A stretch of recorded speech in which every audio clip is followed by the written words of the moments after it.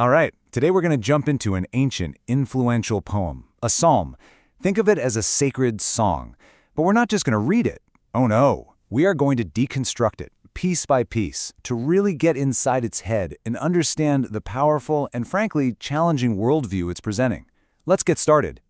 Wow. There is no God. That statement sounds like it was ripped straight out of a modern debate, doesn't it? It's bold, it's definitive, and it's the very first thing this ancient text throws on the table. This one declaration, it's the launch pad for everything that's about to unfold. So right off the bat, the author of this poem, Psalm 14, hears that statement and slaps a label on the person who says it, a fool. But hang on, why? To figure that out, we have to treat this whole thing like a cosmic investigation. We're going to follow the trail of logic, step by step, to see how the text itself defines this idea of folly. Okay, first stop on our investigation, the fool's declaration. We really need to get a handle on what the psalmist is saying this fool not only thinks, but also what they do. The two are linked. Now, this is where it gets really interesting. When this text says fool, it's not talking about someone's IQ. This isn't about being uneducated or unintelligent.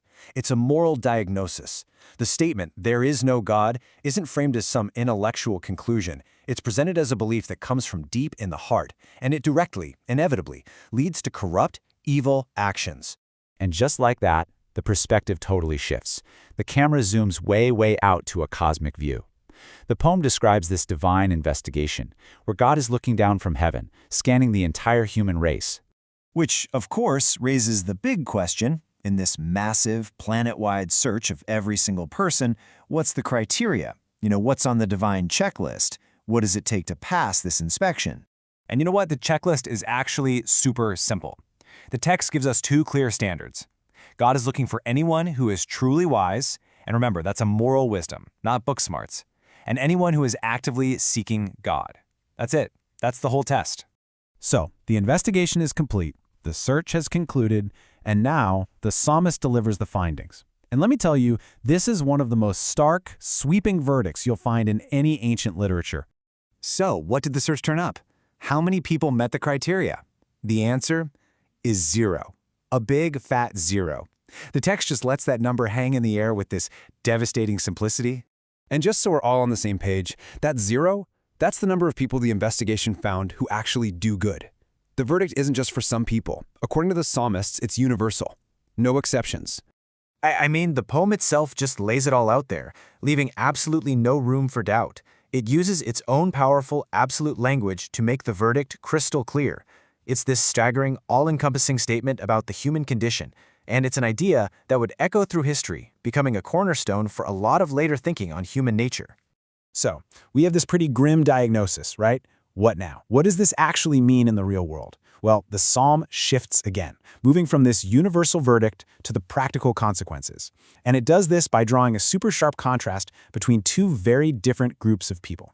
And what we see here is this incredible contrast. On one side, you've got the wicked. They're defined by what they don't do. They don't learn, they don't pray. But on the other side, you have the oppressed. And their protection, their hope isn't in their own strength, but in the Lord. The poem paints this picture of a world locked in this conflict. And get this, to really drive the point home, the psalm uses this just gut punch of an image. It says, "The wicked eat up my people like bread." It's not just abstract evil. It's this consuming, voracious force. They devour the vulnerable as casually as you or I would eat a meal. It's such a powerful metaphor for exploitation. So things are looking pretty bleak, right? We have a universal verdict of corruption and a picture of brutal oppression. But just when you think it's all doom and gloom, the poem completely shifts gears one last time. It pivots from despair to a desperate hope. And this is it. This is the light at the end of the tunnel. The ultimate hope here isn't a human solution, it's a future moment of divine restoration. An intervention that's going to completely flip the script, replacing all that oppression with just overwhelming, shouting joy. But here's the kicker. The whole poem ends on a question. It doesn't give us the answer. It just leaves us with this intense longing. Who will come to rescue us? It's a cry for deliverance, a plea for a savior. The entire weight of the poem just hangs on this final unresolved question. And that's really where it leaves us, isn't it? This ancient song isn't just some historical relic. It lays out this fundamental, really challenging diagnosis of the human condition, and its final, desperate plea for rescue just echoes down through the centuries. So what could that concept possibly mean for us, today, in a world that looks so different but maybe, just maybe, faces some of the same struggles? That's the question we're left with.